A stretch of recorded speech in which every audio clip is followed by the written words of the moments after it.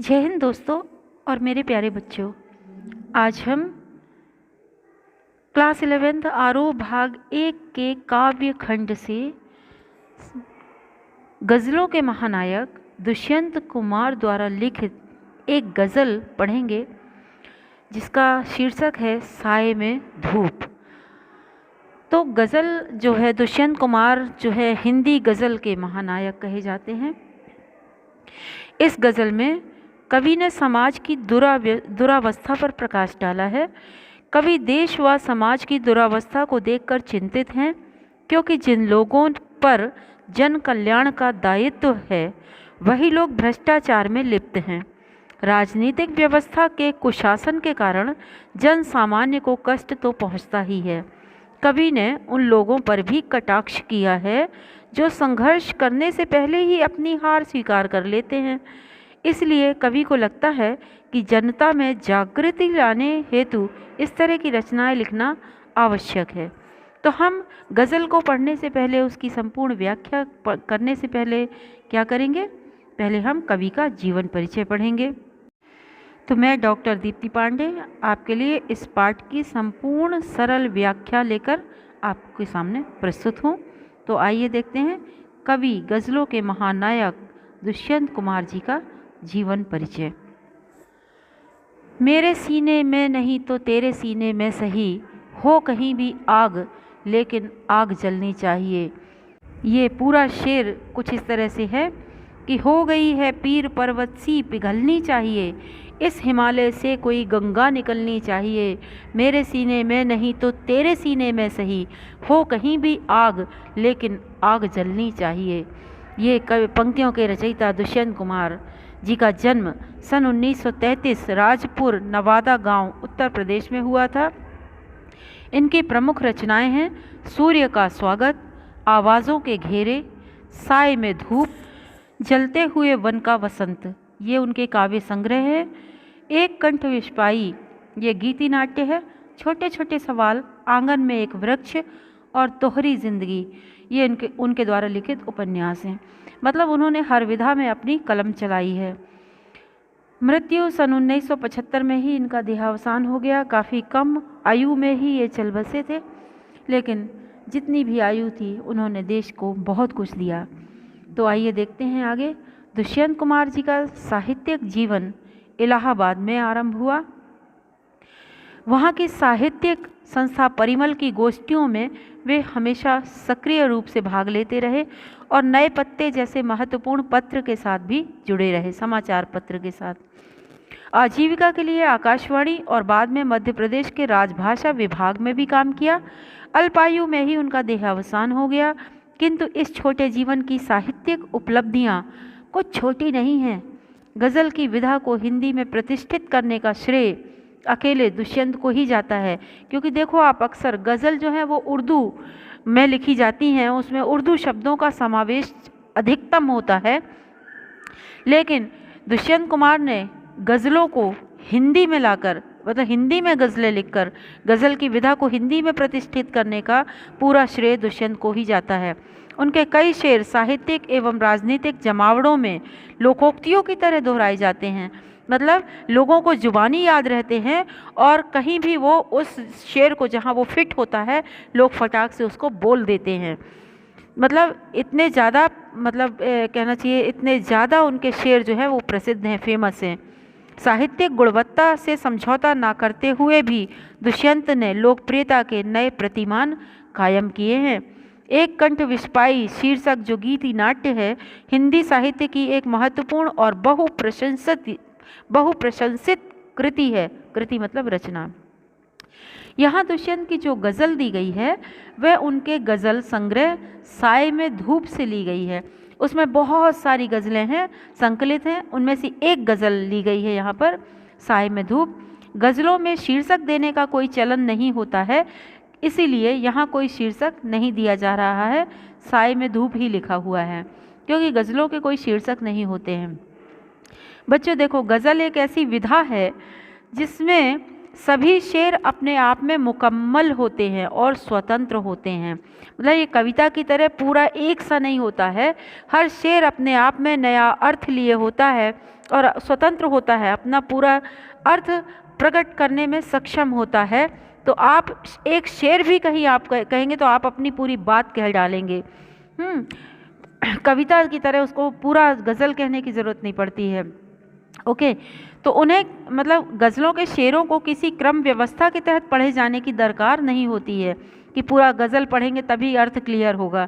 एक शेर ही अपने आप में मुकम्मल होता है। इसके बावजूद दो चीज़ें ऐसी हैं जो इन शेरों को आपस में गूंथ कर एक रचना की शक्ल देती हैं।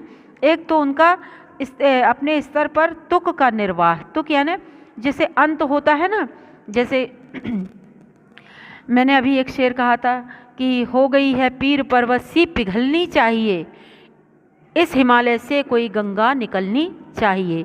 चाहिए चाहिए ये तुकांत है। तो ये होता है। दूसरा होता है अंतर वस्तु के स्तर पर मिजाज का निर्वाह, मतलब एक ही मूड की गज़ल होती है, तो वो एक साथ पढ़ी जा सकती है। जैसा कि आप देखेंगे यहाँ पर इस गज़ल में पहले शेर की दोनों पंक्तियों का तुक मिलता है और उसके बाद सभी शेरों की दूसरी पंक्ति में उस तुक का निर्वाह होता है। आमतौर पर गज़ल के शेरों के में केंद्रीय भाव रखना ज़रूरी नहीं है, लेकिन यहाँ पूरी गज़ल एक खास मन स्थिति में लिखी गई है। एक ही मूड की पूरी गज़ल है। राजनीति और समाज में जो कुछ चल रहा है उसे खारिज करने और विकल्प की तलाश को मान्यता देने का भाव एक तरह से इस गज़ल का केंद्रीय भाव बन गया है। इस प्रकार दुष्यंत की ये गज़ल हिंदी गज़ल का बहुत ही उत्कृष्ट और सुंदर नमूना प्रस्तुत करती है। तो आइए देखते हैं दुष्यंत कुमार की गज़ल साए में धूप से ली गई है एक गज़ल, उसका हम पूरी व्याख्या देखते हैं। मैं डॉक्टर दीप्ति पांडे आपके सामने ये व्याख्या प्रस्तुत करती हूँ। पहला शेर देखते हैं गज़ल का। कहाँ तो तय था चिरागा हर एक घर के लिए, कहाँ चिराग मयस्सर नहीं शहर के लिए। पहले शब्दों का अर्थ देखते हैं। तय था, तय मतलब निश्चित था, चिरागा मतलब चिराग दीपक, और मयस्सर मतलब उपलब्ध। ठीक है, तो देखते हैं। कवि देश और समाज की दुरावस्था को देखकर निराश है। प्रस्तुत पंक्तियों के माध्यम से वो ये इस निराशा के भाव को और दुख को प्रकट करते हुए अपने विचार प्रस्तुत करता है कि स्वतंत्र भारत के लिए सभी ने एक सपना देखा था कि जब देश स्वतंत्र होगा तो प्रत्येक घर में रोशनी होगी, दीपों की माला दीपमालिका जलाई जाएंगी, अर्थात ढेर सारी खुशियाँ मिलेंगी, मतलब सभी की जीवन की मूलभूत आवश्यकताएं पूरी होंगी। कहाँ तो तय था चिरागा हर एक घर के लिए, हर घर रोशन होगा। रोशन का मतलब है जीवन की मूलभूत आवश्यकताएं पूरी होना, सुख सुविधाएं होना और सुखी और खुशहाल जीवन होना। लेकिन क्या हाल हुआ? आज़ादी के बाद हुआ ठीक इसके विपरीत। कहाँ चिराग मयस्सर नहीं शहर के लिए। प्रत्येक घर की बात तो दूर है, यहाँ तो पूरे शहर के लिए भी एक दीपक या किसी भी प्रकार का प्रकाश उपलब्ध नहीं है। चारों ओर अंधेरा ही अंधेरा व्याप्त है। मतलब कहाँ तो स्वप्न दिखाए गए थे कि हर घर में खुशहाली होगी, हर घर में हर व्यक्ति की मूलभूत आवश्यकताएं पूरी होंगी, लेकिन यहाँ घर का विकास, व्यक्ति का विकास तो दूर की बात है, यहाँ तो शहर का भी विकास दिखाई नहीं दे रहा है। शहर के विकास की भी संभावनाएं दिखाई नहीं दे रही हैं। अर्थात सामाजिक व्यवस्था जो है अत्यंत निराशाजनक स्थिति में है, जहाँ लोगों को खुशी प्राप्त करने के लिए कोई अवसर नहीं है। ऐसी व्यवस्था वाले समाज में कहीं भी खुशहाल जीवन नहीं है। तो अगला शेर देखते हैं। यहाँ दरख्तों के साये में धूप लगती है, चलो यहाँ से चलें और उम्र भर के लिए। दरख्त यानी पेड़ और वृक्ष, और साया मतलब छाँव, ठीक है, छाया। तो कवि कहते हैं कि यहाँ तो पेड़ ही ऐसे हैं, नॉर्मली देखा जाए तो हम पेड़ के नीचे जाते हैं तो हमें क्या मिलता है? शीतल छाँव मिलती है।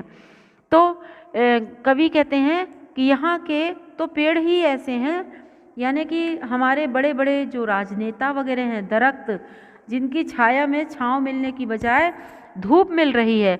मतलब यहाँ की शासन व्यवस्था और शासक ही कुछ ऐसे हैं कि उनके आश्रय में रहकर कोई सुख चैन नहीं है, बल्कि कष्ट ही कष्ट है। ये वो पेड़ हैं जो छाया देने की बजाय धूप दे रहे हैं, कष्ट दे रहे हैं। तो आज़ादी के बाद के नेताओं ने देश के सुख चैन के लिए कुछ भी नहीं किया है।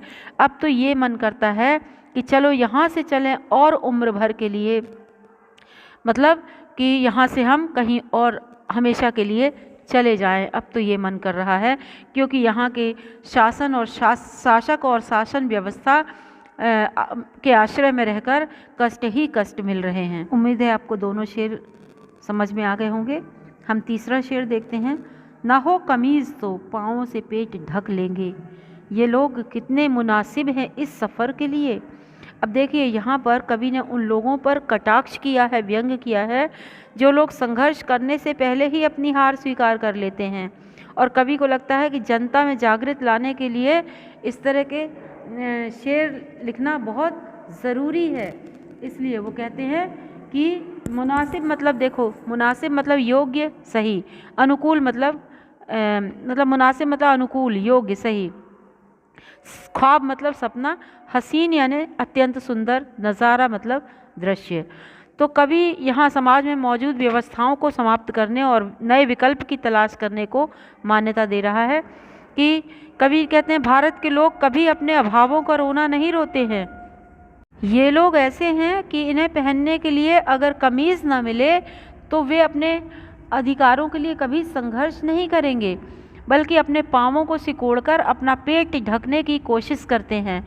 मतलब इनमें विरोध और संघर्ष करने की भावना तो जैसे मर ही चुकी है। देश के शासकों के लिए ऐसे उदासीन और संतोषी जीव बहुत ही अनुकूल हैं। क्या कहते हैं कि न हो कमीज़ तो पाँवों से पेट ढक लेंगे, ये लोग कितने मुनासिब हैं इस सफ़र के लिए। ऐसे लोगों के कारण ही तो कुशासन की सत्ता बड़े आराम से चलती है। ऐसे लोगों के कारण ही भ्रष्टाचार देश में व्याप्त है और भ्रष्टाचार पनपता है। क्योंकि मतलब ये लोग इतने दीनहीन और कुचले हुए हैं कि वे कभी अपने अभावों का रोना नहीं रोते। उन्हें पहनने के लिए कमीज़ न मिले तो अपने अधिकारों के लिए संघर्ष नहीं करते, बल्कि अपना पाँव सिकोड़कर अपना पेट ढकने की कोशिश करते हैं। और इनमें संघर्ष करने की भावना तो बिल्कुल मरी चुकी है। तो ऐसे लोगों के साथ, ऐसे कुशासकों के लिए ऐसे उदासीन और संतोषी लोग बहुत ही भले हैं, क्योंकि इन्हीं के कारण तो उनकी शासन व्यवस्था आराम से चलती है, क्योंकि कोई विरोध करने वाला नहीं है। ठीक है, उम्मीद है आपको ये तीनों शेर बहुत अच्छी तरह समझ में आ गए होंगे। अब देखते हैं हम अगला शेर इस गज़ल का। खुदा नहीं न सही आदमी का ख्वाब सही, कोई हसीन नज़ारा तो है नज़र के लिए। खुदा मतलब ईश्वर, और ख्वाब यानी सपना, हसीन यानी सुंदर, और नज़ारा मतलब दृश्य। तो यहाँ पर कवि ये कह रहे हैं कि ये भारतीय लोग भगवान को भी इसीलिए मानते हैं ताकि उनके सामने अपना बुरा समय गुजारने के लिए कोई मनमोहक नज़ारा रहे। उनका इष्ट या भगवान भी सच नहीं है। खुदा नहीं न सही आदमी का ख्वाब सही, ये केवल उनके सपनों का संसार है। कौन? खुदा, ईश्वर, भगवान, जिसके सहारे वो अपना समय व्यतीत करना चाहते हैं, अपने यथार्थ से मुंह मोड़ लेना चाहते हैं। ठीक है, कहने का मतलब तात्पर्य ये है कि ये वास्तव में खुदा को नहीं मानते हैं। ये भारतीय जन खुदा को इसलिए मानते हैं ताकि उनके सामने वक्त गुजारने के लिए कोई मनमोहक नज़ारा रहे। यहाँ के धार्मिक लोगों का भगवान भी क्या है? सच नहीं है। यह उनके सपनों का संसार है। उनका खुदा पर वास्तव में एक रंज मात्र भी विश्वास नहीं है। मतलब समाज का ये शोषित और पीड़ित वर्ग है, ये पूरी तरह ये विश्वास कर बैठा है कि भगवान भरोसे ही सब होगा। मतलब ईश्वर की मर्जी है, जो हो रहा है ईश्वर की मर्जी, और भगवान भरोसे ही ज़िंदगी उनकी चलती रहती है। ठीक है, अगला शेर देखते हैं। वे मुतमईन है कि पत्थर पिघल नहीं सकता, मैं बेकरार हूँ आवाज़ में असर के लिए। देखिए कितना खूबसूरत शेर है। मुतमईन मतलब होता है विश्वस्त होना, आश्वस्त होना। बेकरार मतलब होता है बेचैन, व्याकुल। ठीक है, तो कवि कहते हैं कि यहाँ पर कवि निराशा से पूर्ण जनता को जागृत करने का प्रयास करते हैं। वो निष्क्रिय समाज व हताश जनता में स्फूर्ति, उत्साह और आशा का संचार करना चाहते हैं। कहते हैं कि समाज का जो शोषित पीड़ित वर्ग पूरी तरह से ये विश्वास किए बैठा है कि सत्ताधारी लोग जो हैं वो उनके दिल पत्थर के हो चुके हैं, वो कभी नहीं पिघलेंगे। वो मुतमईन है, पत्थर पिघल नहीं सकता। ठीक है, वे विश्वास किए बैठे हैं कि सत्ताधारी और शासक लोगों के दिल पत्थर के हैं, ये कभी नहीं पिघल सकते, इनमें कोई दया, सहानुभूति या संवेदना नहीं है। परंतु कवि का विश्वास है कि आवाज़ में यदि असर हो तो सत्ताधारी पत्थर दिल भी पिघल जाएंगे, इसलिए वह पीड़ितों की आवाज़ में असर डालने की कोशिश कर रहे हैं। अगला शेर है, तेरा निज़ाम है सिलदे जुबान शायर की, ये एहतियात ज़रूरी है इस बहर के लिए। अब यहाँ पर देखिए, निज़ाम मतलब होता है शासन, और ज़ुबान मतलब होता है आवाज़, शायर मतलब होता है कवि, गज़ल या शेर लिखने वाला, एहतियात मतलब सावधानी, बहर यानी होता है गज़ल का कोई शेर या छंद। ठीक है, तो अब इसका अर्थ देखते हैं। दुष्यंत कुमार जी कहते हैं कि सत्ताधारियों की जो शासन व्यवस्था है वो तभी तक सुरक्षित रहती है जब तक समाज का जो प्रबुद्ध वर्ग है, यानी चिंतक हैं, विचारक हैं, कवि या शायर लोग हैं, वो चुप रहें, ये व्यवस्था के विरुद्ध आवाज़ ना उठाएं। तो कहते हैं तेरा निज़ाम है, यानी तेरा शासन है, सिल दे जुबान शायर की, ऐसे लोगों की ज़ुबान बंद कर दे ताकि वो चुप रहें और तुम्हारी व्यवस्था के विरुद्ध आवाज़ ना उठाएं। और ये एहतियात ज़रूरी है इस बहर के लिए, शासक वर्ग के लिए ये सावधानी बहुत ज़रूरी है कि ऐसे लोग जो चिंतक हैं, विचारक हैं, शायर हैं, कवि हैं, और ये आवाज़ ना उठाने पाएँ, क्योंकि यदि ये आवाज़ उठाएंगे तो जनता में, पब्लिक में आग लगा देंगे। ठीक है, लोगों के दिलों में को जागृत कर देंगे, लोगों के विचारों को जागृत कर देंगे। तो शासक वर्ग के लिए ये सावधानी ज़रूरी है कि ऐसे लोग चुप रहें। दूसरी ओर हमें भी जमाने में उचित बदलाव लाने के लिए अपनी आवाज़ को बुलंद करना आवश्यक है। कवि इस शेर में ये कह रहे हैं कि जब तक हम भ्रष्टाचार के विरुद्ध, अन्याय के विरुद्ध आवाज़ नहीं उठाएंगे, तब तक हमें ऐसे ही शोषण का भुगतना होगा। ठीक है, अब अगला शेर आखिरी शेर है इस गज़ल का, देखते हैं। जिए तो अपने बगीचे में गुलमोहर के तले, मरे तो गैर की गलियों में गुलमोहर के लिए। वाह, बहुत खूबसूरत शेर है। कवि कहते हैं कि देखिए, यहाँ पर गुलमोहर जो है वह एक प्रकार का फूलदार पेड़ होता है, पर यहाँ गुलमोहर जो है वो नैतिक मूल्य हैं, जीवन मूल्य हैं, देश प्रेम है। ठीक है, इसका प्रतीक है। और गलियाँ यानी होता है कि रास्ते, और गैर मतलब होता है अन्य, विरोधी। ठीक है, तो कवि कहते हैं, यहाँ पर शायर कहते हैं कि हमारा यही धर्म और कर्तव्य बनता है कि अगर हम अपने बगीचे में जिएं तो इसी गुलमोहर के नीचे जिएं, मतलब अपने जीवन मूल्यों, अपने नैतिक मूल्यों के साथ, अपने सिद्धांतों और अपने आदर्शों के साथ जिएं, और मरें तो यानी कि मरें तो भी इसी गुलमोहर के लिए मरें, यानी अपने सिद्धांतों के लिए, अपने आदर्शों के लिए, अपने स्वाभिमान के लिए, अपने आत्मसम्मान के लिए, और अपने कहने का मतलब ये है कि अपने नैतिक मूल्यों और अपने जीवन मूल्यों के लिए मरें। ठीक है, और इसके बाद शायर ये भी कहना चाहते हैं कि मतलब हम अपनी स्वतंत्रता से अपनी इच्छानुसार जीवन व्यतीत करें। आशय यह है कि समाज कल्याण ही हमारा धर्म होना चाहिए, और हम जिएं तो समाज के लिए, मरें तो समाज के लिए, मतलब समाज कल्याण ही हमारा अंतिम क्या होना चाहिए, उद्देश्य होना चाहिए। तो जिएं तो अपने बगीचे में गुलमोहर के लिए, और मरें तो गैर की गलियों में गुलमोहर के लिए। ठीक है, उम्मीद है आपको अच्छी तरह समझ में आया होगा। मतलब कवि आशावादी दृष्टिकोण व्यक्त करते हैं, सामाजिक क्रांति के लिए वो व्याकुल है, उन्हें विश्वास है कि जन आंदोलन से हर परिवर्तन संभव है। तो बहुत सुंदर प्रतीक है यहाँ पर, पत्थर पिघलना, शायर की जुबान सिलना, ये अनूठे प्रयोग हैं। गैर की गलियों में मरने का जो प्रभावशाली बिंब है वो प्रस्तुत किया गया है। मैं और तू की ये शैली भी आकर्षक है। गुलमोहर प्रतीक जो है वो बहुत प्रभावशाली है। ठीक है, तो उम्मीद है आपको ये गज़ल बहुत अच्छी तरह समझ में आई होगी। ये आपकी परीक्षा के लिए बहुत उपयोगी है। जय हिंद, जय भारत, नमस्कार, शुक्रिया।